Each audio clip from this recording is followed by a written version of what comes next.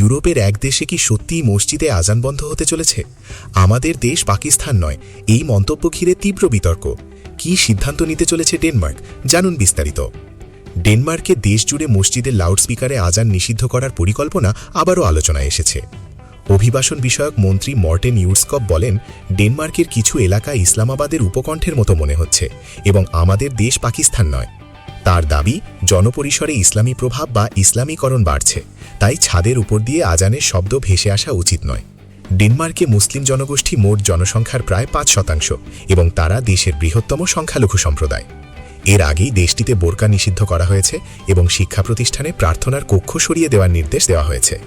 2020 ও 2025 সালেও আজান নিষিদ্ধ করার উদ্যোগ নেওয়া হলেও তা সংসদ পর্যন্ত পৌঁছয়নি। রাজধানী কোপেনহেগেনের কিছু এলাকায় শব্দদূষণ আইনের কারণে লাউডস্পিকারে আজান প্রচারে আগে থেকেই বিধিনিষেধ রয়েছে।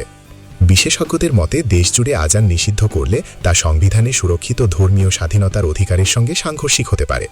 সরকার জানিয়েছে, সাংবিধানিকভাবে এমন নিষেধাজ্ঞা সম্ভব কিনা তা আগে আইনি দিক থেকে পরীক্ষা করা হবে। সমালোচকদের দাবি, এই প্রস্তাব শুধু মুসলিমদের লক্ষ্যবস্তু করছে এবং ধর্মীয় স্বাধীনতার ওপর হস্তক্ষেপের আশঙ্কা তৈরি করছে। 2023 সালে ডেনমার্কে কুরআন পোড়ানোর ঘটনায় বিশ্বজুড়ে তীব্র প্রতিক্রিয়া দেখা দেয়। পরে ধর্মীয় গ্রন্থ অবমাননা রোধে নতুন আইন করা হয়। এখন নজর রয়েছে প্রধানমন্ত্রী মেটে ফ্রেডেরিকসেনের সরকার শেষ পর্যন্ত আজান নিষিদ্ধের প্রস্তাব বাস্তবায়নের দিকে এগোয় কিনা।